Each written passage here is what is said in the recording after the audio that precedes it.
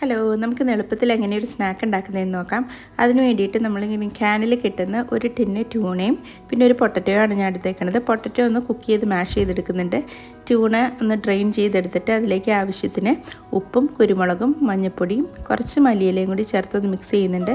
ഈ ഒരു വലിയ ബൗളിലേക്ക് ഈ പൊട്ടറ്റോ മാഷ് ചെയ്തതും നമ്മുടെ ട്യൂണയും കൂടി ഇട്ട് നന്നായിട്ടൊന്ന് മിക്സ് ചെയ്യണം.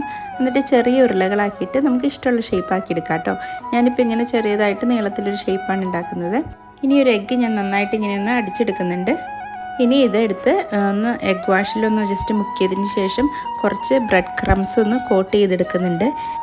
ഇനി ഒരു പാനിൽ ആവശ്യത്തിന് ഓയിൽ ഒഴിച്ച് ഇത് ജസ്റ്റ് ഒന്ന് ഫ്രൈ ചെയ്തെടുക്കുന്നുണ്ട്. മീഡിയം ഫ്ലെയിമിൽ വെച്ചാൽ മതി.